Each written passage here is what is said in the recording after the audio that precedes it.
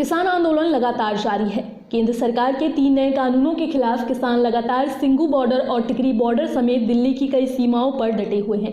Supreme court ने किसानों के तीनों बिलों पर फिलहाल पूरी तरह से रोक लगाते हुए 4 सदस्यों की कमेटी का गठन किया, लेकिन किसानों ने इसे स्वीकार नहीं किया। इन 4 सदस्यों में से एक सदस्य ने इस कमेटी का हिस्सा बनने से भी इनकार कर दिया।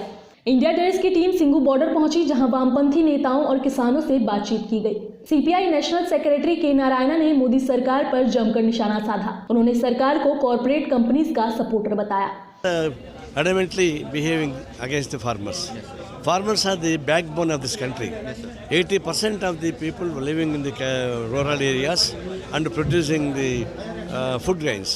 But now the government is treating them as enemies. I don't know.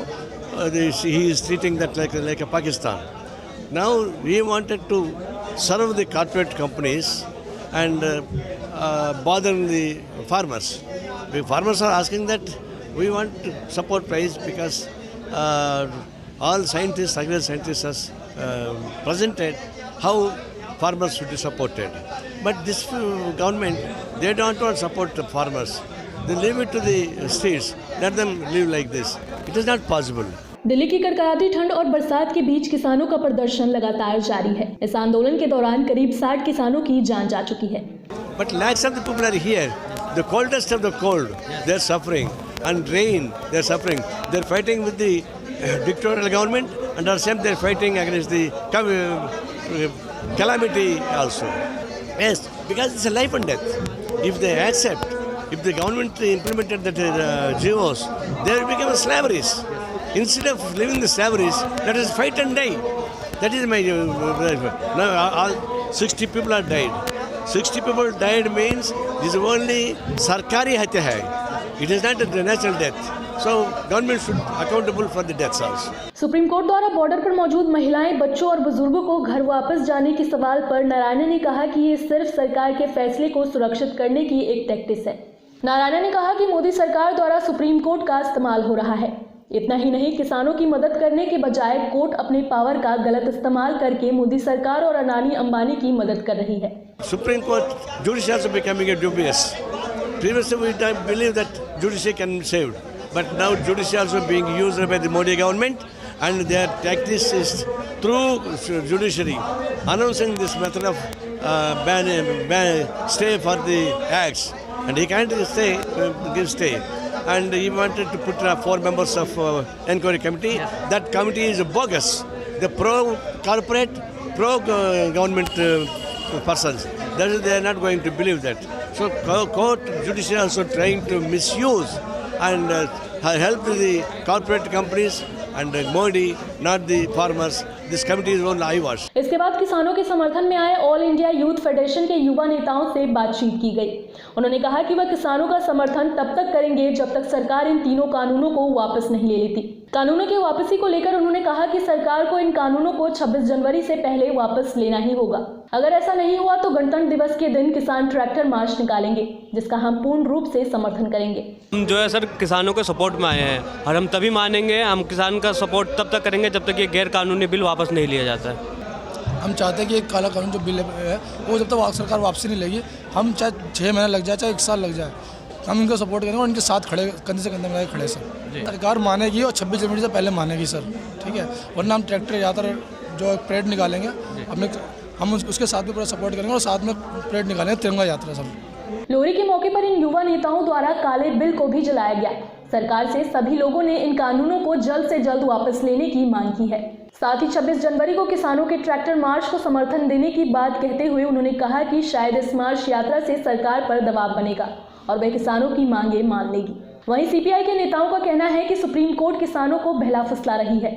Court द्वारा गठित 4 कमेटी मोदी सरकार के ही हक में बात करेगी, इसलिए किसानों को इससे कोई फायदा नहीं होने वाला है।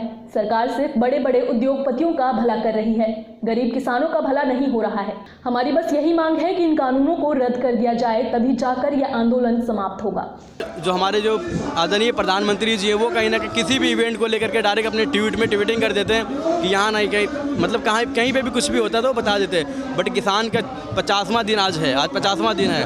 50वें दिन के बावजूद भी ये कुछ बताने को राजी नहीं हो रहे। कहीं ना कहीं देखिए, ये कहीं ना कहीं किसानों का भला चाहते ही नहीं है और ऐसा किसानों का भला ज़रूर होगा और हम जीतेंगे और जीतेंगे, ठीक है ना।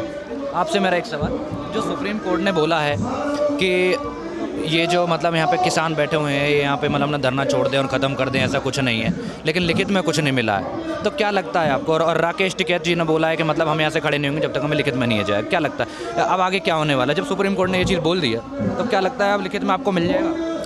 सर, जो सुप्रीम कोर्ट ने जो हमें बोला है, ये जो राकेश टिकैत जी का उनका जो कहना ये है कि ये सरकार जो है ना, ये सुप्रीम कोर्ट ही है, और सुप्रीम कोर्ट ही जो है सरकार है। सुप्रीम कोर्ट क्या है कि वो हमें जैसे एक बच्चा होता है, बच्चों को जिस तरह ये बताया जाता है कि भाई हाँ कि ये हमारे बड़े हैं और ये हमारे साथ हैं, इसी तरह वो हमें जो ना फुसलाना चाहते हैं, बताना चाहते हैं कि ये सुप्रीम कोर्ट जो करेगा फैसला वो ठीक करेगा, पर हमें सुप्रीम कोर्ट पर भरोसा नहीं है बिल्कुल भी। क्योंकि सुप्रीम कोर्ट अभी ये कुछ सालों के अंदर कुछ इस तरह की उन्होंने साथ दिया है कि जो बिल्कुल ही एक मतलब देश के बिल्कुल ही अलग था। तो सुप्रीम कोर्ट के फैसले से नाखुश क्यों है किसान? एक्चुअली नाखुश इसलिए क्योंकि हमारे हक में फ़ैसला नहीं हुआ, किसानों के हक में जो फ़ैसला होना था वो फ़ैसला हुआ नहीं है, इस वजह से नाखुश है।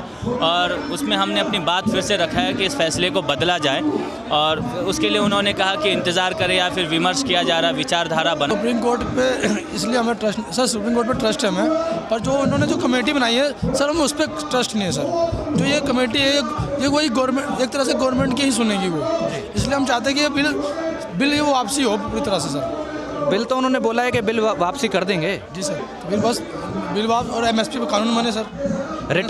रिटर्न में आपने बोला ना, रिटर्न में किसानों को चाहिए। जी सर, यही है कि फार्मर तब तक नहीं मानेंगे जब तक ये कानून वापस नहीं लिया जाता। जिस दिन उन्होंने कानून वापस ले लिया वो दिन हमारा प्रोटेस्ट खत्म हो जाएगा पूरी तरीके से। दिल्ली की कपकपाती ठंड के बीच भी किसानों का हौसला बिल्कुल भी कम नहीं हुआ है।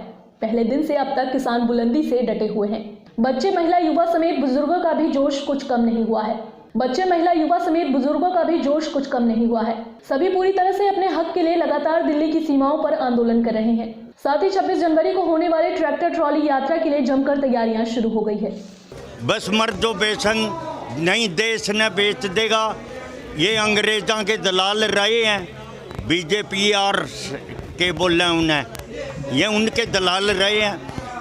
चौधरी देवीलाल लाहौर जेल में थे, ठीक, भगत सिंह भी जेल में था। जेल की गवाही चाहिए फांसी देने खातिर।